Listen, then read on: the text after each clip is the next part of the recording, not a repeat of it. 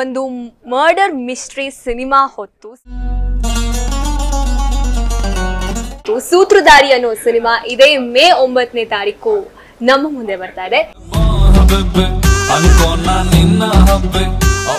ಇವತ್ತು ನಮ್ ಜೊತೆ ಸೂತ್ರಧಾರಿ ಸಿನಿಮಾದ ಗಾರ್ಜಿಯಸ್ ಹೀರೋಯಿನ್ ಅಪೂರ್ವ ಅವರಿದ್ದಾರೆ. ಬನ್ನಿ ಅವ್ರನ್ನ ಕಾರ್ಯಕ್ರಮಕ್ಕೆ ವೆಲ್ಕಮ್ ಮಾಡೋಣ. Welcome to the show. Thank you. ಹೇಗಿದ್ದೀರಾ? ಮೊದಲಿಗೆ ಏನ್ ಹೇಳ್ತೀರಾ ಮ್ಯಾಮ್? ಸೂತ್ರಧಾರಿ ಸಿನಿಮಾ ಅದು ಟ್ರೈಲರ್ ಈಗಾಗಲೇ ರಿಲೀಸ್ ಆಗಿದೆ, ಸಾಂಗ್ಸ್ ಗಳು ಕೂಡ ಸೂಪರ್ ಡೂಪರ್ ಹಿಟ್ ಆಗಿದೆ. ಎಷ್ಟು ಖುಷಿ? ಸಿನಿಮಾ ಜನಗಳನ್ನ ಥಿಯೇಟರಿಗೆ ಕರ್ಕೊಂಡ್ ಬರ್ಬೇಕು ಅಂದ್ರೆ ಸಾಂಗ್ಸ್ ಗಳು ಮೇನ್ ಹಿಟ್ ಆಗ್ಬೇಕು. ಅದೊಂದು ಇನ್ವಿಟೇಷನ್ ತರ ಆಗುತ್ತೆ. ಸಾಂಗ್ ನೋಡಕ್ ಹೋದ್ರೆ ನಮ್ಮ ಸಿನಿಮಾದಲ್ಲಿ ಬ್ಯಾಕ್ ಟು ಬ್ಯಾಕ್ ಸಾಂಗ್ ಗಳು ಸೂಪರ್ ಡೂಪರ್ ಹಿಟ್ ಆಗಿದೆ. ಅಪೂರ್ವ ಮ್ಯಾಮ್ ಹೀರೋಯಿನ್ ಆಗಿಲ್ಲ ಅಂದಿದ್ರೆ, ಸಿನಿಮಾ ಇಂಡಸ್ಟ್ರಿಗೆ ಬಂದಿಲ್ಲ ಅಂದಿದ್ರೆ ನಾವು ಅವ್ರನ್ನ ಏನಾಗಿ ನೋಡ್ಬೋದು? ಸೊ ನಾನು ಏನ್ ಆಗ್ಬೇಕು ಅಂತ ನಂಗೆ ಗೊತ್ತಿಲ್ಲ. ಹಲೋ ನಮಸ್ಕಾರ. ಒಂದು ಮರ್ಡರ್ ಮಿಸ್ಟ್ರಿ ಸಿನಿಮಾ ಹೊತ್ತು ಸೂತ್ರಧಾರಿ ಅನ್ನೋ ಸಿನಿಮಾ ಇದೇ ಮೇ 9ನೇ ತಾರೀಕು ನಮ್ಮ ಮುಂದೆ ಬರ್ತಾ ಇದೆ. ಇವತ್ತು ನಮ್ ಜೊತೆ ಸೂತ್ರಧಾರಿ ಸಿನಿಮಾದ ಗಾರ್ಜಿಯಸ್ ಹೀರೋಯಿನ್ ಅಪೂರ್ವ ಅವರಿದ್ದಾರೆ. ಬನ್ನಿ ಅವ್ರನ್ನ ಕಾರ್ಯಕ್ರಮಕ್ಕೆ ವೆಲ್ಕಮ್ ಮಾಡೋಣ ಹಾಗೂ ಅವರ ಪಾತ್ರದ ಬಗ್ಗೆ, ಸಿನಿಮಾ ಬಗ್ಗೆ ಅವ್ರ ಹತ್ರನೇ ತಿಳ್ಕೊಳ್ಳೋಣ. Hi ma'am, welcome to the show. Thank you. ಹೇಗಿದ್ದೀರಾ? ಮೊದಲಿಗೆ ನಾನು ಚೆನ್ನಾಗಿದ್ದೀನಿ, ನೀವು? ನಾನು ಫೈನ್. ಮೊದಲಿಗೆ ಏನ್ ಹೇಳ್ತೀರಾ ಮ್ಯಾಮ್? ಸೂತ್ರಧಾರಿ ಸಿನಿಮಾ ಅದು ಟ್ರೈಲರ್ ಈಗಾಗಲೇ ರಿಲೀಸ್ ಆಗಿದೆ, ಸಾಂಗ್ಸ್ ಗಳು ಕೂಡ ಸೂಪರ್ ಡೂಪರ್ ಹಿಟ್ ಆಗಿದೆ. ಎಷ್ಟು ಖುಷಿ ಇದೆ ಅದ್ರ ಬಗ್ಗೆ? ಒಂದು ಸಿನಿಮಾ ಜನಗಳನ್ನ ಥಿಯೇಟರಿಗೆ ಕರ್ಕೊಂಡ್ ಬರ್ಬೇಕು ಅಂದ್ರೆ ಸಾಂಗ್ಸ್ ಗಳು ಮೇನ್ ಹಿಟ್ ಆಗ್ಬೇಕು. ಅದೊಂದು ಇನ್ವಿಟೇಷನ್ ತರ ಆಗುತ್ತೆ. ಸಾಂಗ್ ನೋಡಕ್ ಹೋದ್ರೆ ನಮ್ಮ ಸಿನಿಮಾದಲ್ಲಿ ಬ್ಯಾಕ್ ಟು ಬ್ಯಾಕ್ ಸಾಂಗ್ ಗಳು ಸೂಪರ್ ಡೂಪರ್ ಹಿಟ್ ಆಗಿದೆ. ಸೊ ಎಷ್ಟು ಮಿಲಿಯನ್ಸ್ ಗಳು ಕ್ರಾಸ್ ಆಗಿದೆ. ನನ್ನ ಟೈಟಲ್ ಸಾಂಗ್ ರಿಲೀಸ್ ಆಯ್ತು, ಟ್ರೇಲರ್ ರಿಲೀಸ್ ಆಯ್ತು, ಎಲ್ಲಾನು ಸೂಪರ್ ಆಗಿರೋ ಒಂದು ಜನಗಳ ಮೆಚ್ಚುಗೆ ಪಡ್ಕೋತಾ ಇದೆ. ಸೊ ನಮ್ಗೆಲ್ಲ ಇಡೀ ಟೀಮ್ಗೆ ಖುಷಿ ಇದೆ. ಈಗ ಹೀರೋಯಿನ್ ಅಂದ ತಕ್ಷಣ ನೀವು ಸಿನಿಮಾನ ಓಕೆ ಮಾಡಿದ್ದು ಒಂದ್ ರೀಸನ್ ಏನು ಮ್ಯಾಮ್? ಅಂದ್ರೆ ಸಿನಿಮಾ ಸ್ಟೋರಿನ ಅಥವಾ ಚಂದನ್ ಶೆಟ್ಟಿ ಅವ್ರು ಇದ್ದಾರೆ ಅಂತ ಹೇಳಿನ ಅಥವಾ ಪ್ರೊಡ್ಯೂಸರ್ ಅವರು ಪರಿಚಯ ಇದ್ದಾರೆ, ಆ ತರ ಏನನ್ನ ಬೇಸ್ ಇಟ್ಕೊಂಡು ನೀವು ಸಿನಿಮಾನ ಓಕೆ ಮಾಡ್ತೀರಾ? ನಾನು ಇಷ್ಟು ದಿನ ಮಾಡಿರೋ ಸಿನಿಮಾಗಳು ಎಲ್ಲಾನು ಡಿಫ್ರೆಂಟ್ ಜಾನರೇ ಮಾಡಿರೋದು. ನನ್ನ ಅಪೂರ್ವ ಸಿನಿಮಾದಿಂದ ಹಿಡಿದು ಇವಾಗ ನಾನು ಸೂರ್ಯಲವ್ ಸಂಧ್ಯಾ ಸಿನಿಮಾದವರೆಗೂ ನನ್ನ ಪಾತ್ರಗಳು ನೋಡಿದ್ರೆ ಎಲ್ಲಾನು ಕೂಡ ಡಿಫ್ರೆಂಟ್ ಆಗಿ ಅನ್ಸುತ್ತೆ. ಯಾವುದು ಕೂಡ ಇದು ಬೇಕು ಅಂತ ಮಾಡಿರೋ ತರ ಇಲ್ಲ. ಕತೆ ನಾನು ತುಂಬಾ ಚೆನ್ನಾಗಿ ಚೂಸ್ ಮಾಡ್ಕೊಂಡು ಫ್ಯಾಮಿಲಿ ಜೊತೆ ಎಲ್ಲಿರೋದ್ರಿಂದ ಈ ಕತೆನಲ್ಲಿ ನಾನು ಮಾಡೋದ್ರಿಂದ ನನಗೆ ಸ್ಪೇಸ್ ಎಷ್ಟಿದೆ, ನನಗೆ ಆಕ್ಟಿಂಗಿಗೆ ಎಷ್ಟು ಸ್ಪೇಸ್ ಇದೆ ಅನ್ನೋದು ನಾನು ನೋಡ್ತೀನಿ. ಸೊ ಅವತ್ತು ನನಗೆ ಹೇಳಿದಾಗ ಕತೆ ತುಂಬಾ ಇಷ್ಟ ಆಯ್ತು. ಬಿಕಾಸ್ ಆ ತರ ಒಂದು ಜಾನರ್ ನಾನು ಮಾಡೇ ಇಲ್ಲ.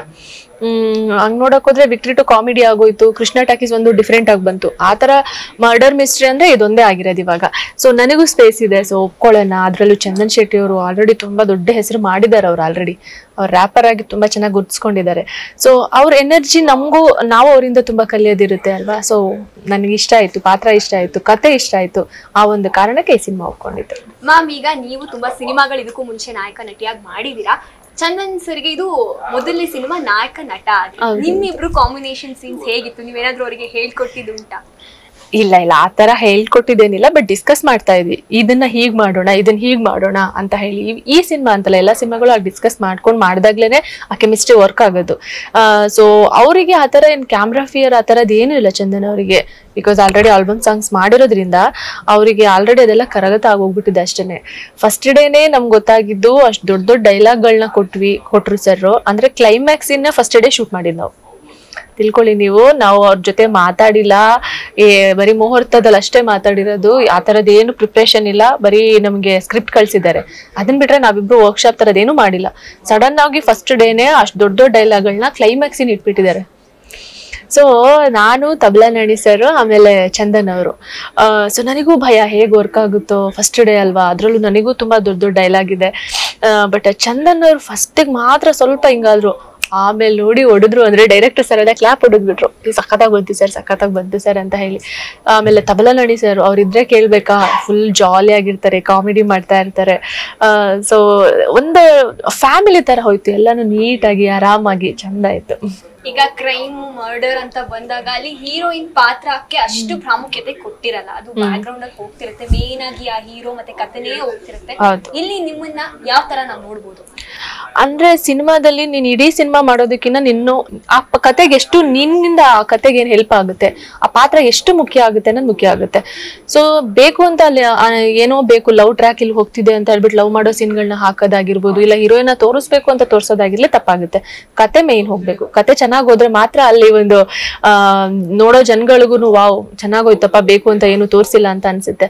ಹಂಗ್ ನೋಡಕ್ ಹೋದ್ರೆ ನಮ್ಗೆ ಸೆಕೆಂಡ್ ಹಾಫ್ ಅಲ್ಲಿ ಒಂದು ಸಾಂಗ್ ಇತ್ತು ನಂದು ಚಂದಂದು, ಅದನ್ನ ಬೇಡ ಅಂತ ನಾವೇ director sir producer sir decide ಮಾಡ್ಬಿಟ್ಟು ಆ ಸಾಂಗ್ನೇ ಕಟ್ ಮಾಡಿದ್ವಿ. ಬಿಕಾಸ್ ಒಂದು ರೂಟ್ ಅಲ್ಲಿ ಹೋಗ್ಬೇಕಾದ್ರೆ ಡೈವರ್ಟ್ ಮಾಡಬಾರ್ದು ಆಡಿಯನ್ಸ್ನ. ಯಾಕೆಂದ್ರೆ ಈ ಕತೆ ಇರೋದೇ ಹಾಗೆ, ಸಸ್ಪೆನ್ಸ್ ಥ್ರಿಲ್ಲರ್ ಅಂದಾಗ ಅದ್ ಹಂಗೆ ಹೋಗ್ಬೇಕು, ಹಂಗೆ ಮೂವ್ ಆಗ್ಬೇಕು. ಸಡನ್ ಆಗಿ ಬೇರೆ ಬೇರೆ ಟ್ರ್ಯಾಕ್ ತಗೊಂಡ್ಬಿಟ್ಟು ಡಿಸ್ಟ್ರಾಕ್ಟ್ ಆಗ್ಬಾರ್ದು ಅಂತಾನೆ ಆತರ ಮಾಡಿದ್ರು. ಬಟ್ ನನಗೂ ಚೆನ್ನಾಗಿದೆ, ಒಳ್ಳೆ ಸ್ಪೇಸ್ ಇದೆ ಸಿನಿಮಾದಲ್ಲಿ. ನಾನು ಅವ್ರ ಜೊತೆ ಸಾಥ್ ಕೊಡ್ತೀನಿ, ಕಥೆಯಲ್ಲಿ ಅವ್ರ ಜೊತೆನೆ ಇರ್ತೀನಿ. ಈಗ ಈ ಒಂದು ಏನು ಮಾಡ್ಕೊಳ್ಳಿ ಅಂತ ನಿಮ್ದು ಒಂದು ಸಾಂಗ್ ಇದೆ ಅಲ್ಲ ಮ್ಯಾಮ್, ಅದ್ರಲ್ಲಿ ನೀವು ತುಂಬಾ ಚೆನ್ನಾಗಿ ಕಾಣಿಸ್ಕೊಂಡಿದ್ದೀರಾ ಗ್ಲಾಮರಸ್ ಆಗಿ, ಅದು ಕೂಡ ಸಿಕ್ಕಾಪಟ್ಟೆ ಫೇಮಸ್ ಆಗಿದೆ, ನ್ಯೂಸ್ ಗಳನ್ನ ಪಡ್ಕೊಂಡಿದೆ. ಅದ್ರ ಬಗ್ಗೆ ನಿಮ್ಗೆ ಎಷ್ಟು ಖುಷಿ ಇದೆ? ಅದ್ರಲ್ಲಿ ನನಗೆ ಸ್ವಲ್ಪ ಗ್ಲಾಮರ್ ಕಾಣಿಸ್ಕೋತೀನಿ ಸಾಂಗ್ ಅಲ್ಲಿ. ಪ್ಲಸ್ ಅವತ್ತು ಚಂದನ್ ಅವ್ರಿಗೆ ಹುಷಾರಿರ್ಲಿಲ್ಲ, ನಾವು ಅವತ್ತು ಶೂಟ್ ಮಾಡ್ಬೇಕಾದ್ರೆ. ಆದ್ರೂ ಅವ್ರಿಗೆ ಎಷ್ಟು ಚೆನ್ನಾಗಿ ಡ್ಯಾನ್ಸ್ ಎಲ್ಲ ಮಾಡ್ಬಿಟ್ಟಿದ್ದಾರೆ. ನನಗೆ ಡ್ಯಾನ್ಸ್ ಮಾಡ್ತೀನಿ ಕೊಟ್ರಪ್ಪ ಅಂದ್ರು ಡ್ಯಾನ್ಸ್ ಅಲ್ಲಿ ಕೊಡ್ಲಿಲ್ಲ. ಬಟ್ ಲಾಸ್ಟ್ ಅಲ್ಲಿ ಮಾಡ್ಸಿದಾರೆ, ನನ್ನ ಕೈಲೂ ಮಾಡ್ಸಿದ್ರು. ಚೆನ್ನಾಗಿದೆ. ಡಿಫ್ರೆಂಟ್ ಕಾಸ್ಟ್ಯೂಮ್ಸ್ ನ ಟ್ರೈ ಮಾಡೋದಾಗಿರ್ಬೋದು, ಅಷ್ಟೊಂದು ಜನ ಡ್ಯಾನ್ಸರ್ಸ್ ಜೊತೆ ಕೆಲಸ ಮಾಡಿದ್ದಾಗಿರ್ಬೋದು, ಚಂದನ್ ಅವ್ರ ಜೊತೆ ಕೆಲಸ ಮಾಡಿದ್ದು. It's like a treat. Cinema ಇಡೀ ಸಿನಿಮಾ ನಿಮ್ಗೆ ಫೆಸ್ಟಿವಲ್, ಇದು ಮ್ಯೂಸಿಕ್ ಫೆಸ್ಟ್ ಅನ್ನೋ ತರ ಫೀಲ್ ಆಗುತ್ತೆ. ಬ್ಯಾಕ್ ಗ್ರೌಂಡ್ ಮ್ಯೂಸಿಕ್ ಆಗಿರ್ಬೋದು ಎಲ್ಲ ಅವರೇ ಮಾಡಿದ್ದಾರೆ ಚಂದನು. ಸೊ ಇಟ್ಸ್ ಗುಡ್ ಅಷ್ಟೇ. ಸಿನಿಮಾ ತಂಡದ ಬಗ್ಗೆ ಹೇಳೋದಾದ್ರೆ, ಅಂದ್ರೆ ತಬ್ಲಾ ನಾಣಿ ಸರ್ ಇದಾರೆ ಅಂತ ಹೇಳಿ ಎಷ್ಟು ಫನ್ನಿ ಆಗಿತ್ತ ಅಥವಾ ತುಂಬಾ ಸ್ಟ್ರಿಕ್ಟ್ ಆಗಿ ಹೋಗ್ತಿತ್ತ, ಯಾವ ತರ ಇತ್ತು ಮ್ಯಾಮ್? ಇಲ್ಲ, ಆತರ ಆರ್ಟಿಸ್ಟ್ ಗಳಿದ್ದಾಗ ನಮಗೆ ಖುಷಿ ಇರುತ್ತೆ ಸಿನಿಮಾದಲ್ಲಿ. ಸೆಟ್ ಅಲ್ಲಿ ಇದ್ದಾಗ್ಲೂ ನನಗೆ ಶರಣ್ ಸರ್ ಜೊತೆ ವರ್ಕ್ ಮಾಡಿದಾಗ್ಲೂ ಅದೇ ತರ ಫೀಲ್ ಇತ್ತು ಅವಾಗೆಲ್ಲ. ಅವರು ಸಿನಿಮಾ ಇಂಟರ್ವ್ಯೂನಲ್ಲಿ ಆಗಿರ್ಲಿ, ಸೆಟ್ ಅಲ್ಲಿ ಆಗಿರ್ಲಿ, ಸುಮ್ಮನೆ ಕುತ್ಕೊಳ್ಳೋಕೆ ಬಿಡ್ತಿರ್ಲಿ, ನಗಿಸ್ತಾನೇ ಇರ್ತಾ ಇದ್ರು. ಏನಾದ್ರು ಒಂದು ಕಾಮಿಡಿ ಹೇಳ್ತಿದ್ರು ನಗಿಸ್ತಿದ್ರು. ಸೇಮ್ ತಬ್ಲಾ ನಾಣಿ ಸರ್ ಅಷ್ಟೇನೆ. ಕುತ್ಕೊಂಡ್ರೆ ನಮಗೆ ಆರಾಮಾಗಿ ಕುತ್ಕೊಳ್ಳೋಕೆ ಬಿಡ್ತಿರ್ಲಿಲ್ಲ. ಅಂದ್ರೆ ನಾವು ಸುಮ್ಮನೆ ಬೋರ್ ಹೊಡ್ಕೊಂಡು ಕುತ್ಕೊಂಡ್ಬಿಡ್ತೀವಿ. ನಾನು ಚಂದನ ಆಗ್ಬಿಟ್ರೆ ಸುಮ್ಮನೆ ಅವರೊಂದ್ ಮೂಲೆ ನಾನೊಂದ್ ಮೂಲೆ ಕುತ್ಕೊಂಡ್ಬಿಡ್ತೀನಿ. ಸೊ ತಬ್ಲಾ ನಾಣಿ ಸರ್ ಇದ್ದಾಗ ಆ ಥರದ್ದೇನು ಪ್ರಾಬ್ಲಮ್ ಆಗ್ತಿರ್ಲಿಲ್ಲ. ಒಂದೊಳ್ಳೆ ಎಂಜಾಯ್ಮೆಂಟ್ ಸಿಗ್ತಾ ಇತ್ತು. ಪ್ಲಸ್ ನವರಸನ್ ಸರ್ ಇರ್ತಾ ಇದ್ರು. ಅವರು ನಮ್ಗೆ ಇಡೀ ಸಿನಿಮಾದಲ್ಲಿ ನನ್ನ ಕಾಸ್ಟ್ಯೂಮ್ ವೈಸ್ ಆಗಿರ್ಬೋದು, ನನ್ನ ಹೇರ್ ಸ್ಟೈಲ್ ಆಗಿರ್ಬೋದು, ಹಿಂಗೆ ಕಾಣಿಸ್ಬೇಕು ಇದೇ ತರ. ಆಮೇಲೆ ಚಂದನ್ ಅವ್ರಿಗೂ ಅಷ್ಟೇ, ಅವ್ರ ಕಾಸ್ಟ್ಯೂಮ್ಸ್ ಎಲ್ಲಾನು ಅಷ್ಟ್ ಚೆನ್ನಾಗಿ ನೋಡ್ಕೊಂಡಿದ್ದಾರೆ ಅವ್ರ ಮುಂದೆ ನಿಂತ್ಕೊಂಡು. ಸೊ ಇಡೀ ಇದೊಂದು ಟೆಕ್ನಿಕಲ್ ಸ್ಟ್ರಾಂಗ್ ಇರುವಂತ ಸಿನಿಮಾ. ಮ್ಯಾಮ್, ಈ ಹಿಂದೆ ನೀವು ಕ್ರೇಜಿ ಸ್ಟಾರ್ ರವಿಚಂದ್ರನ್ ಸರ್ ಜೊತೆ ಒಂದು ಸಿನಿಮಾ ಮಾಡಿದ್ರಿ. ಅವರಿಂದ ಏನಾದ್ರು ಅಡಾಪ್ಟ್ ಮಾಡ್ಕೊಂಡಿರೋದು, ಕಲ್ತಿರೋದು, ನಿಮ್ಮ ಆಕ್ಟಿಂಗ್ ಅಲ್ಲಿ ಅಳವಡಿಸ್ಕೊಂಡಿರೋದು ಏನಾದ್ರು ಇದೆಯಾ? ನಾನು ರವಿ ಸರ್ ಇಂದ ಕಲ್ತಿದ್ದೆ ಶ್ರದ್ಧೆ ಒಂದು. ಆಮೇಲೆ ಟೈಮ್ ಸೆನ್ಸ್ ಕಲ್ತಿದ್ದೀನಿ. ಅಂದ್ರೆ ಟೈಮ್ ನ ಫಾಲೋ ಮಾಡ್ಬೇಕು. ನಾವ್ ಯಾವ್ದೋ ಒಂದು ಟೈಮ್ ಹೇಳಿ ಇನ್ಯಾರಿಗೊಬ್ರಿಗೂ ಕಾಯಿಸ್ಬಾರ್ದಲ್ವಾ, ಅವ್ರಿಗೂ ಒಂದೇನೋ ಬೇರೆ ಕೆಲಸ ಇರುತ್ತೆ. ಸೊ ಅದನ್ನ ಯಾವತ್ತೂ ಮಾಡ್ಬಾರ್ದು. ಟೈಮ್ ಅಂದ್ರೆ ಟೈಮು, ಅವ್ರು ಅದಕ್ಕೆ ಅಷ್ಟೊಂದು ಬೆಲೆ ಕೊಡ್ತಾರೆ. ಸೊ ನಾನು ಅದನ್ನ ಟ್ರೈ ಮಾಡ್ತೀನಿ. ಒಂದೊಂದ್ಸಲ ನಮ್ ಕೈಲಿ ಆಗೋದಿಲ್ಲ, ಹೆಣ್ಮಕ್ಳು ಗೊತ್ತಲ್ವಾ, ಡ್ರೆಸ್ ಮಾಡ್ಕೊಳ್ಳೋದ್ರಲ್ಲೇ ಟೈಮ್ ಹೊಟ್ಟೋಗ್ಬಿಟ್ಟಿರುತ್ತೆ. ಬಟ್ ಅವರಿಂದ ಕಲ್ತಿದ್ದು ಟೈಮ್ ಸೆನ್ಸ್, ಶ್ರದ್ಧೆ ಆಗಿರ್ಬೇಕು, ಒಬ್ರಿಗೆ ಹಾನೆಸ್ಟ್ ಆಗಿರ್ಬೇಕು. ಅವ್ರಿಗೆ ಹೇಳ್ತಾ ಇದ್ರಲ್ಲಿ ಇಷ್ಟು ಹೋಗೋದೇ ಇಲ್ಲ ಬಿಡಿ, ಅಷ್ಟೊಂದು ಇದೆ. ಈಗಲ್ ಮೀಡಿಯಾ ಕ್ರಿಯೇಷನ್ಸ್ ಬಗ್ಗೆ ಹೇಳೋದಾದ್ರೆ, ಮೊನ್ನೆ CWKL ಮಾಡಿದ್ರು, ಆಮೇಲೆ ಇವಾಗ ಸೂತ್ರಧಾರಿ ಅನ್ನೋ ಒಂದು ಸಿನಿಮಾನ ನವರಸನ್ ಸರ್ ತಗೊಂಡ್ ಬರ್ತಾ ಇದ್ದಾರೆ. ಅದ್ರ ಬಗ್ಗೆ ಹೇಳೋದಾದ್ರೆ ಏನ್ ಹೇಳ್ತೀರಾ? ಅಷ್ಟೇ ಅಲ್ಲ, ಅವರು ನವರಸನ್ ಸರ್ ತುಂಬಾ ಇವೆಂಟ್ಸ್ ಗಳು ಮಾಡ್ತಾರೆ. ಅವರ ಒಂದು ಮೈ ಮೂವಿ ಬಜಾರ್ ಮತ್ತೆ ಇದು ಈಗಲ್ ಮೀಡಿಯಾ ಕ್ರಿಯೇಷನ್ಸ್ ಕಡೆಯಿಂದ ತುಂಬಾ ಇವೆಂಟ್ಸ್ ಗಳು ನಡೀತಾ ಇರುತ್ತೆ. ಮೊನ್ನೆ ಕಬಡ್ಡಿ ಕೂಡ ಮಾಡಿದ್ದಾರೆ. ಸೊ ಇವಾಗ ಸೂತ್ರಧಾರಿ ಕೂಡ ಒಂದು ಭಾಗ ಆಗಿದೆ. ಮೊನ್ನೆ ಕಬಡ್ಡಿಯಲ್ಲೂ ಕೂಡ ನೀವು ಕಾಣಿಸ್ಕೊಂಡು ನಾನು ಬ್ರ್ಯಾಂಡ್ ಅಂಬಾಸಿಡರ್ ಆಗಿದ್ದೆ. ಅದ್ರ ಬಗ್ಗೆ ಹೇಳೋದು? ಇಲ್ಲ, ನಾನು ಈ ಸಿನಿಮಾದ ಹೀರೋಯಿನ್. ನಮ್ಮ ಪ್ರೊಡ್ಯೂಸರ್ ಹೇಳಿದಷ್ಟೇನೆ, ನೀನೇ ಸಿನಿಮಾ ಹೀರೋಯಿನ್ ಅಮ್ಮ, ನೀನ್ ಇಲ್ಲ ಅಂದ್ರೆ ಹೇಗೆ, ನೀನು ಇರ್ಬೇಕು ಒಂದು ತಂಡದಲ್ಲಿ, ನೀನು ಬ್ರ್ಯಾಂಡ್ ಅಂಬಾಸಿಡರ್ ಆಗು ಅಂತ. ನಂಗೆ ಬೇರೆ ಶೂಟ್ಸ್ ಇತ್ತು. ಸೊ ಸರ್, ನೀವು ನಮ್ಗೋಸ್ಕರ ಇಷ್ಟೊಂದು ಮಾಡ್ತೀರಾ, ನಾವ್ ಅದ್ ಮಾಡಿಲ್ಲ ಅಂದ್ರೆ ಹೇಗೆ? ಯಾಕೆಂದ್ರೆ ದೇಸಿ ಅನ್ನೋ ಆಟ ಆಚೆ ಬರ್ಬೇಕು. ಯಾವಾಗ ಬರೀ ಹಳ್ಳಿ ಸೊಗಡು ಆಗುತ್ತೆ ಇದು ಕಬಡ್ಡಿ ಅನ್ನೋದು. ಸೊ ಇಲ್ಲಿ ಆಟ ಆಡ್ದಾಗ ಏನಾಗುತ್ತೆ, ಜನಗಳಿಗೆ ಅದು ಸ್ವಲ್ಪ ಜನಕ್ಕೆ ರೀಚ್ ಆಗುತ್ತೆ. ಅವೆಲ್ಲ ಅದಲ್ಲಿಗೆ ಮುಗಿಬಾರ್ದು. ಅದು ನಮ್ಮ ಒಂದು ಏನಂತಾರೆ ಒಂದು ಆಟ ಅದು. ಸೊ ಅದಕ್ಕೋಸ್ಕರ ನಮ್ಮೆಲ್ಲರ ಸಪೋರ್ಟ್ ಇತ್ತು. ಸೊ ಚೆನ್ನಾಗಾಯ್ತು ಅದು ಆಕ್ಚುಲಿ. ಅಪೂರ್ವ ಮ್ಯಾಮ್ ಹೀರೋಯಿನ್ ಆಗಿಲ್ಲ ಅಂದಿದ್ರೆ, ಸಿನಿಮಾ ಇಂಡಸ್ಟ್ರಿಗೆ ಬಂದಿಲ್ಲ ಅಂದಿದ್ರೆ ನಾವು ಅವ್ರನ್ನ ಏನಾಗಿ ನೋಡ್ಬೋದಿತ್ತು? ಅಂದ್ರೆ ನಿಮ್ದು ಆಸೆ, ನಿಮ್ಮ ಗುರಿ ಇದೆ ಆಗಿತ್ತಾ ಅಥವಾ ಬೇರೆ ಏನಾದ್ರು ಇತ್ತಾ? ಸೊ ಗೊತ್ತಿಲ್ಲ ನನಗೆ. ಯಾಕೆಂದ್ರೆ ನಾನು PUC ಟೈಮಲ್ಲೇ ಸಿನಿಮಾ ಇಂಡಸ್ಟ್ರಿಗೆ ಬಂದಿದ್ದು. ಆ ಟೈಮಲ್ಲೇ ಬಂದಿದ್ರಿಂದ ಸೊ ನಾನು ಏನಾಗ್ಬೇಕು ಅಂತ ನಂಗೆ ಗೊತ್ತಿರಲಿಲ್ಲ. ಬಿಕಾಸ್ ಚಿಕ್ಕವರಿಂದ ನಾವ್ ಏನೇನೋ ಒಂದು ಏಮ್ ಇಟ್ಕೊಂಡಿರ್ತೀವಿ, ನಾನು ಟೀಚರ್ ಆಗ್ಬೇಕು, ಡಾಕ್ಟರ್ ಆಗ್ಬೇಕು ಅಂತ ಚೇಂಜ್ ಆಗ್ತಾನೆ ಇರುತ್ತೆ. ಬಟ್ ಪರ್ಟಿಕ್ಯುಲರ್ ಟೈಮ್ ನಾನು PUC ಟೈಮಲ್ಲಿ ಬಂದಾಗ ಸಿನಿಮಾ ಇಂಡಸ್ಟ್ರಿಗೆ ಬಂದಿದ್ದೆ ಒಂದು ಏನಂತಾರೆ ನನಗೊಂದು ಲಕ್ ಅಂತಾನೆ ಹೇಳ್ಬೋದು. ಲಕ್ ಅನ್ನೋದಕ್ಕಿಂತ ಸಿನಿಮಾ ಇಂಡಸ್ಟ್ರಿಗೆ ಅದು ನಾನು ಬರ್ಬೇಕಾಗಿತ್ತು, ನಾನು ಇಲ್ಲಿ ಗುರುತಿಸ್ಕೋಬೇಕಾಗಿತ್ತು. ಸೊ ಅದಕ್ಕೆ ಈ ಒಂದು ದಾರಿನಲ್ಲಿ ಬಂದಿದ್ದೀನಿ ಅಷ್ಟೇ. ಈ ಹಿಂದೆ ನೀವು ಮಾಡಿದಂತಹ ಪಾತ್ರಗಳಿಗೂ ಸೂತ್ರಧಾರಿಯಲ್ಲಿ ನೀವು ಮಾಡಿರೋದಕ್ಕೂ ಏನು ಡಿಫ್ರೆಂಟ್ ಆಗಿ ನಿಮ್ಮನ್ನ ಜನಗಳು ನೋಡಬಹುದು ಅಂತ ಹೇಳೋದಾದ್ರೆ? ಸ್ವಲ್ಪ ಇದರಲ್ಲಿ ಸ್ವಲ್ಪ ನಾನು ಗ್ಲಾಮ್ ಲುಕ್ ಅಲ್ಲಿ ಕಾಣಿಸ್ಕೊತೀನಿ. ಹಳೆ ಸಿನಿಮಾದಲ್ಲೆಲ್ಲ ಡಿ ಗ್ಲಾಮ್ ಅಲ್ಲಿ ಕಾಣಿಸ್ಕೊಂಡೆ ಸೂರ್ಯಲವ್ ಸಂಧ್ಯದಲ್ಲಿ. ಈ ಸಿನಿಮಾದಲ್ಲಿ ಸ್ವಲ್ಪ ಗ್ಲಾಮ್ ಆಗಿ ಕಾಣಿಸ್ಕೋತೀನಿ, ಪಕ್ಕದ ಮನೆ ಹುಡುಗಿ ತರ ಅನಿಸ್ತೀನಿ. ಸೊ ಅಂದ್ರೆ ಕತೆಗೆ ನಾನು ನನ್ನಿಂದನೇ ಒಂದು ಅವರಿಗೆ ಹೆಲ್ಪ್ ಆಗುತ್ತೆ. ಸೊ ಆ ತರದೊಂದು ಪಾತ್ರ. ಇನ್ನು ಸಿನಿಮಾ ಶೂಟ್ ಆಗಿರೋದು ಕೂಡ ಸಾಂಗ್ ಆ ಒಂದು ಪ್ಲೇಸ್ ಇದೆಯಲ್ಲ, ಅದು ತುಂಬಾ ಚೆನ್ನಾಗಿ ಹೊರ ಹೊಮ್ಮಿದೆ. ಆಮೇಲೆ ಬ್ಯಾಕ್ಗ್ರೌಂಡ್ ಡ್ಯಾನ್ಸರ್ ಆಗಿರಬಹುದು, ಅದ್ರ ಬಗ್ಗೆ ಹೇಳಿದ್ರೆ? ಅದೆಲ್ಲ ಇಲ್ಲೇ ನಡೆದಿದ್ದು, ಬ್ಯಾಂಗ್ಳೂರ್ ಸುತ್ತಮುತ್ತನೇ ಶೂಟ್ ಮಾಡಿದ್ವಿ ಎಲ್ಲಾನು ಕೂಡ. ಯಾಕೆಂದ್ರೆ ಎಲ್ಲೂ ಆಚೆ ಹೋಗಿಲ್ಲ, ಆ ತರದೇನು ಬೇಕಾಗಿರ್ಲಿಲ್ಲ. ಬಿಕಾಸ್ ಬೆಂಗಳೂರು ಸುತ್ತಮುತ್ತನೇ ಒಳ್ಳೊಳ್ಳೆ ಜಾಗ ಇರೋದ್ರಿಂದ ನಮ್ಮ ಪ್ರೊಡ್ಯೂಸರ್ ಸರ್ ಏನಂದ್ರೆ ಬೇಕು ಅಂತ ಸುಮ್ನೆ ಅಷ್ಟೊಂದೆಲ್ಲ ಖರ್ಚು ಮಾಡೋ ಬದಲು ಸಿನಿಮಾ ಪ್ರಮೋಷನ್ ಅಲ್ಲಿ ಹಾಕೋಣ. ಇವಾಗ್ಲೂ ನೋಡ್ತಾ ಇದೀವಿ ಒಳ್ಳೆ ಪ್ರಮೋಷನ್ ನಡೀತಾ ಇದೆ. ಸೊ ಅವರು ಸಿನಿಮಾದಲ್ಲಿ ಸುಮ್ನೆ ಬೇಕು ಅಂತ ಜಾಸ್ತಿ ಶೂಟ್ ಮಾಡ್ಕೊಂಡು ಅದನ್ನ ಕಟ್ ಮಾಡಿ ಎಡಿಟ್ ಮಾಡಿ ಎಷ್ಟ್ ಬೇಕೋ ಅಷ್ಟು ಹಾಕೋ ಬದಲು ಏನ್ ಬೇಕೋ ಅಷ್ಟೇ ಮೊದಲೇ ಪ್ರಿಪ್ರೇಷನ್ ನಡೀತಾ ಇತ್ತು ಅವ್ರಿಗೆ. ಸೊ ಆ ತರ ಮಾಡ್ಕೊಂಡು ಒಂದ್ ಒಳ್ಳೆ ಸಿನಿಮಾನ 2 hour ಹೋಗುತ್ತೆ, ಹೇಗ್ ಹೋಗುತ್ತೆ ಅಂತಾನೆ ಗೊತ್ತಾಗೋದಿಲ್ಲ. ಸೀಟ್ ಎಡ್ಜಲ್ಲಿ ಕುತ್ಕೊಂಡು ನೋಡ್ಬೇಕು ಬರೋ ಆಡಿಯನ್ಸ್ ಕೂಡ. ಏನೂ ಬೇಜಾರಾಗದೆ, ಏನೂ ಲ್ಯಾಗ್ ಆಗದೆ ಒಂದ್ ಒಳ್ಳೆ ಸಿನಿಮಾ ನೋಡ್ಕೊಂಡು ಹೋಗ್ತಾರೆ. ಆ ಭರವಸೆ ಸಿನಿಮಾ ತಂಡ ನಾವು ಕೊಡ್ತಾ ಇದೀವಿ. ನೀವು ಈಗ ಸಿನಿಮಾ ಹೀರೋಯಿನ್ ಆಗಿರೋದ್ರಿಂದ ಈ ಸೋಷಿಯಲ್ ಮೀಡಿಯಾ ಅನ್ನೋದು ನಿಮ್ಮ ಪ್ರಕಾರ ಅದು ವರನ ಶಾಪನ? ಈಗಿನ ಯೂತ್ ಗಳಿಗಾಗಿರ್ಬೋದು ಪ್ರತಿಯೊಬ್ಬರಿಗೂ ನಾವ್ ಹೇಗ್ ಯೂಸ್ ಮಾಡ್ಕೋತೀವೋ ಅನ್ನೋದ್ರ ಮೇಲೆ ಡಿಪೆಂಡ್ ಆಗುತ್ತೆ. ಯಾಕೆಂದ್ರೆ ಒಂದು ಕಾಲದಲ್ಲಿ ಏನು ಇರ್ಲಿಲ್ಲ, ಅವಾಗ ಟ್ಯಾಲೆಂಟ್ಸ್ ಗಳ ಬಗ್ಗೆ ಅಷ್ಟೊಂದು ಗೊತ್ತಾಗ್ತಿರ್ಲಿಲ್ಲ. ಇವಾಗ ಅದನ್ನ ಒಳ್ಳೆ ತರ ಯೂಸ್ ಮಾಡ್ಕೊಂಡ್ರೆ ತುಂಬಾ ಜನ ಆರ್ಟಿಸ್ಟ್ ಗಳಿಗೆ ಸೀರಿಯಲ್ ಅಲ್ಲಿ ಚಾನ್ಸ್ ಸಿಕ್ಕಿದೆ, ಸಿನಿಮಾಗಳಲ್ಲಿ ಚಾನ್ಸ್ ಸಿಕ್ಕಿದೆ, ನಾವೇ ನೋಡ್ತಾ ಇದೀವಿ ಇವತ್ತು. ಬಟ್ ಅದನ್ನ ಒಳ್ಳೆ ರೀತಿಯಲ್ಲಿ ಯೂಸ್ ಮಾಡ್ಕೋಬೇಕು. ನೀವು ನಿನ್ ಕೈಯಲ್ಲಿದೆ, ಕೆಟ್ಟದ್ದು ಒಳ್ಳೇದು, ನೀನ್ ಅದನ್ನ ಯೂಸ್ ಹೆಂಗ್ ತಗೋತಿ ಅನ್ನೋದ್ರ ಮೇಲೆ ಡಿಪೆಂಡ್ ಆಗುತ್ತೆ. ನೀನ್ ಒಳ್ಳೇದು ತಗೋ. ಒಂದ್ ಒಳ್ಳೆ ಸಿನಿಮಾ ನೋಡಿದಾಗ ಅಲ್ಲಿ ನಿಮಗೆ ಕೊಲೆ ದರೋಡ ಎಲ್ಲ ಇರುತ್ತೆ, ಬಟ್ ಒಳ್ಳೆ ತಗೊಂಡು ಹೋದ್ರೆ ಮಾತ್ರ ನಿನ್ ಮೈಂಡ್ ಅಲ್ಲಿ ಉಳ್ಕೊಳ್ಳುತ್ತೆ. ಸೊ ಇದು ಸೋಷಿಯಲ್ ಮೀಡಿಯಾನು ಹಾಗೆ ಆಗುತ್ತೆ. ಎಷ್ಟೊಂದ್ ಜನ ರೀಲ್ಸ್ ಮಾಡಿ ಇವತ್ತು ಎಲ್ಲ ಸಿನಿಮಾ ಇಂಡಸ್ಟ್ರಿನಲ್ಲಿ ಸ್ವಲ್ಪ ಜನ ಗುರ್ಸ್ಕೊತಾ ಇದ್ದಾರೆ. ಸೊ ಒಳ್ಳೇದಾಗಿ ಯೂಸ್ ಮಾಡ್ಕೊಳ್ಳಿ ಅಷ್ಟೇ. ಮ್ಯಾಮ್, ಒಂದು ಸಿನಿಮಾ ಹಿಟ್ ಆಗೋಕೆ ನಿಮ್ ಪ್ರಕಾರ ಏನ್ ತುಂಬಾ ಮುಖ್ಯ? ಅಂದ್ರೆ ಲಕ್ ಇರ್ಬೇಕಾ, ಕಾಸ್ಟ್ ಅಂದ್ರೆ ಸಿನಿಮಾದಲ್ಲಿ ಇರೋರು ಮುಖ್ಯವಾದಂತಹ ಪಾತ್ರ ವಹಿಸ್ತಾರ, ಅಥವಾ ಕಥೆನ? ಏನ್ ಹೇಳ್ತೀರಾ? ಹೌದು, ಕಥೆನೇ ತುಂಬಾ ಮುಖ್ಯ ಆಗುತ್ತೆ. ಸ್ಕ್ರೀನ್ ಪ್ಲೇ ತುಂಬಾ ಮುಖ್ಯ ಆಗುತ್ತೆ. ಯಾಕೆಂದ್ರೆ ನಮ್ಮ ಹತ್ರ ಡೈರೆಕ್ಟರ್ ಸರ್ ಇವಾಗ ಕಥೆ ಹೇಳ್ಬೇಕಾದ್ರೆ ತುಂಬಾ ಚೆನ್ನಾಗಿ ನರೇಟ್ ಮಾಡಿರ್ತಾರೆ ಒಂದೊಂದ್ಸಲ. ಬಟ್ ನಾವು ಸಿನಿಮಾ ನೋಡಕ್ ಹೋದಾಗ ಸ್ಕ್ರೀನ್ ಪ್ಲೇ ಚೆನ್ನಾಗಿರೋದಿಲ್ಲ, ಬೇರೆ ಏನೋ ಮಾಡಕ್ ಹೋಗಿರ್ತಾರೆ. ಸೊ ನಮ್ಗೆ ಕಾಸ್ಟ್ ಕೂಡ ಇಂಪಾರ್ಟೆಂಟ್ ಆಗುತ್ತೆ, ಪ್ಲಸ್ ಕತೆ ಚೆನ್ನಾಗಿದ್ದಾಗ ನನಗನ್ಸೋ ಪ್ರಕಾರ ಅವಾಗ ಕಾಸ್ಟ್ ಆಗಿರ್ಬೋದು, ಪ್ರೊಡಕ್ಷನ್ ವೈಸ್ ಆಗಿರ್ಬೋದು, ಆ ಸಿನಿಮಾನ ಹೇಗೆ ಜನಗಳಿಗೆ ನಾವು ಪ್ರೊಜೆಕ್ಟ್ ಮಾಡ್ತೀವಿ.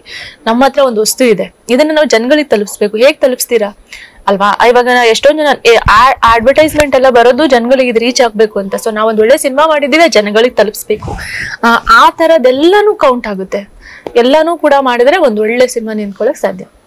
ಈಗ ನಮ್ಮ ಸ್ಯಾಂಡಲ್ವುಡ್ ನಲ್ಲಿ ಅಥವಾ ನಮ್ಮ ಕನ್ನಡ ಆಡಿಯನ್ಸ್ಗೆ ಒಂದಿದೆ, ಅಂದ್ರೆ ಇಲ್ಲಿನ ಹೀರೋಯಿನ್ಗಳು ಬೇರೆ ರಾಜ್ಯಕ್ಕೆ ಹೋಗಿ ಬೇರೆ ಸಿನಿಮಾ ಇಂಡಸ್ಟ್ರಿಯಲ್ಲಿ ಅವರು ಮಿಂಚಿ ಕನ್ನಡ ಮರ್ತೋದ್ರೆ ಅವ್ರನ್ನ ಅಕ್ಸೆಪ್ಟ್ ಮಾಡ್ಕೊಡಲ್ಲ. ನಿಮ್ ಪ್ರಕಾರ ಇಲ್ಲಿ ಹಿಟ್ ಆದವರು ಬೇರೆ ಸಿನಿಮಾ ಇಂಡಸ್ಟ್ರಿಗೆ ಹೋಗೋದು ಸರಿನಾ ಅಥವಾ ತಪ್ಪ?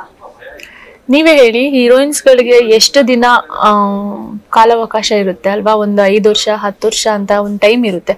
ಆ ಟೈಮಲ್ಲಿ ಅವಳು ದುಡಿಬೇಕು. ಬಂದಿರೋದೇ ಸಿನಿಮಾ ಇಂಡಸ್ಟ್ರಿನಲ್ಲಿ ಫಸ್ಟ್ ದುಡಿಬೇಕು ಅಂತಾನೆ ಬಂದಿರ್ತಾರೆ. ನೆಕ್ಸ್ಟ್ ನಾವು ಗುರುತಿಸ್ಕೋಬೇಕು ಅನ್ನೋದು ಒಂದಾಗಿರುತ್ತೆ. ಸೊ ನಾವೊಂದ್ ಸ್ವಲ್ಪ ಸಿನಿಮಾಗಳಲ್ಲಿ ಮಾಡಿದಾಗ ಆಪರ್ಚುನಿಟೀಸ್ ಸಿಗ್ದಲ್ಲ ಇದ್ದಾಗ ಬೇರೆ ಕಡೆ ಮಾಡೋದ್ರಲ್ಲಿ ತಪ್ಪೇನಿಲ್ಲ. ಯಾಕೆಂದ್ರೆ ಲ್ಯಾಂಗ್ವೇಜ್ ಏನು ಪ್ರಾಬ್ಲಮ್ ಆಗಲ್ಲ. ಆಕ್ಟಿಂಗ್ ಎಲ್ಲಾ ಕಡೆ ಒಂದೇ ಆಕ್ಟಿಂಗು. ಕನ್ನಡದಲ್ಲಿ ಮಾಡಿದ್ರು ಆಕ್ಟಿಂಗು, ಬೇರೆ ಭಾಷೆಯಲ್ಲಿ ಮಾಡಿದ್ರು ಆಕ್ಟಿಂಗ್ ಆಗುತ್ತೆ. ಸೊ ನನಗನ್ಸೋ ಪ್ರಕಾರ ತಪ್ಪೇನಿಲ್ಲ, ಎಲ್ಲಾ ಕಡೆ ಮಾಡ್ಬೇಕಾಗುತ್ತೆ. ಬೇಕಾದ್ರೆ ಒಂದು 6-7 ವರ್ಷ ಹೋಗ್ಬಿಟ್ರೆ ಈ ಹೀರೋಯಿನ್ ಬಿಟ್ರೆ ಬೇರೆ ಹೀರೋಯಿನ್ ಕರೆಸ್ಕೋತಾರೆ. ಹೊಸ ನೀರು ಬಂದಾಗ ಹಳೆ ನೀರು ಕೊಚ್ಕೊಂಡು ಹೋಗ್ಬೇಕು ಅನ್ನೋ ತರ ಬೇರೆ ಹೀರೋಯಿನ್ಸ್ ಬಂದಾಗ, ಬೇರೆ ಆಪರ್ಚುನಿಟಿ ಸಿಕ್ಕಿದಾಗ ಅವರೆಲ್ಲ ಅಯ್ಯಯ್ಯೋ ನಾನು ಇಲ್ಲೇ ವೇಟ್ ಮಾಡ್ತಿದ್ನಲ್ಲ, ನನ್ಗೆ ಸಿಗ್ಲೇ ಇಲ್ಲ ಅಂತ ಯೋಚನೆ ಮಾಡೋ ಬದಲು ಇವಾಗ್ಲೇ ಮಾಡ್ಕೋಬೇಕು ಅಲ್ವಾ? ನಾಳೆ ದಿನ ಏನಕ್ಕೆ ಯೋಚನೆ ಮಾಡ್ತೇನೆ, ನಾಳೆ ದಿನ ಮದ್ವೆ ಮಾಡ್ತಾರೆ, ಅದೇನೋ ಮಾಡ್ತಾರೆ, ಆಮೇಲೆ ನಾನೇನು ಮಾಡ್ಲಿಲ್ವಲ್ಲಪ್ಪ ಅಂತ ಕೊರಗೋ ಬದಲು ದುಡ್ಕೋಬೇಕು. ಈ ಟೈಮಲ್ಲಿ ಸಿನಿಮಾ ಇಂಡಸ್ಟ್ರಿ ಬಂದಾಗ ಒಳ್ಳೊಳ್ಳೆ ಸಿನಿಮಾಗಳನ್ನ ಮಾಡ್ಬೇಕು. ಸಿನಿಮಾ ಚಾನ್ಸ್ ಸಿಗ್ಲೇ ಇಲ್ಲ, ಆಪರ್ಚುನಿಟಿ ಸಿಗ್ಲಿಲ್ಲ ಅಂದಾಗ ಬೇರೆ ಭಾಷೆಗೆ ಹೋಗಿ ಮಾಡೋದು ತಪ್ಪೇನಿಲ್ಲ ಅಂತ ನನ್ನ ಒಂದು. ಕೊನೆಯದಾಗಿ ನಮ್ಮ ಆಡಿಯನ್ಸ್ ನಿಮ್ಮ ಸೂತ್ರಧಾರಿ ಸಿನಿಮಾಯಿಂದ ಏನ್ ಎಕ್ಸ್ಪೆಕ್ಟ್ ಮಾಡಿ ಥಿಯೇಟರ್ ಗಳಿಗೆ ಬರಬೇಕು? ನಮ್ಮ ಸಿನಿಮಾದಲ್ಲಿ ಇದೊಂದು ಒಳ್ಳೆ ಕ್ರೈಮ್ ಥ್ರಿಲ್ಲರ್ ಸಿನಿಮಾ ಆಗಿರೋದ್ರಿಂದ ಜನಗಳಿಗೆ ತುಂಬಾನೇ ಇಷ್ಟ ಆಗುತ್ತೆ. ಸೊ ನಾವೆಲ್ಲರೂ ಕೂಡ ನಿಮ್ ಜೊತೆ ಸಿನಿಮಾ ನೋಡ್ತಾ ಇದೀವಿ. ಥಿಯೇಟರಿಗೆ ಎಲ್ಲಾ ಥಿಯೇಟರ್ಗಳಿಗೂ ವಿಸಿಟ್ ಮಾಡ್ಬೇಕು ಅನ್ಕೊಂಡಿದೀವಿ. ಸೊ ಎಲ್ಲರೂ ಕೂಡ ಒಂದ್ಸಲ ಮೇ 9ನೇ ತಾರೀಕು ಶುಕ್ರವಾರ ರಿಲೀಸ್ ಆಗ್ತಾ ಇದೆ. ಎಲ್ಲರೂ ಕೂಡ ಥಿಯೇಟರಿಗೆ ಬಂದು ಸಿನಿಮಾ ನೋಡಿ ಒಂದೊಳ್ಳೆ ಸಿನಿಮಾನ ಮಿಸ್ ಮಾಡ್ಕೋಬೇಡಿ. ಕನ್ನಡ ಸಿನಿಮಾನ ಥಿಯೇಟರಿಗೆ ಬಂದು ನೋಡಿ. Thank you so much ma'am. All the best. Thank you so much. ಇದಾಗಿತ್ತು ಸೂತ್ರಧಾರಿಯ ನಾಯಕ ನಟಿ ಆಗಿರುವಂತಹ ಪೂರ್ವ ಅವರ ಮಾತು. ಇದೇ ಮೇ 9ನೇ ತಾರೀಕು ಸೂತ್ರಧಾರಿ ಸಿನಿಮಾ ನಿಮ್ಮ ಹತ್ತಿರದ ಚಿತ್ರಮಂದಿರಗಳಲ್ಲಿ ರಿಲೀಸ್ ಆಗ್ತಾ ಇದೆ. ಎಲ್ಲರೂ ಹೋಗಿ ತಪ್ಪದೆ ಸಿನಿಮಾನ ಥಿಯೇಟರಲ್ಲೇ ನೋಡಿ ಅಂತ ಹೇಳ್ತಾ ಇದಾಗಿತ್ತು ಇಂದಿನ ವಿಶೇಷ. ಮತ್ತಷ್ಟು ಅಪ್ಡೇಟ್ಸ್ಗಾಗಿ ನೋಡ್ತಾ ಇರಿ ಪ್ರಜಾಧ್ವನಿ ಟಿವಿ.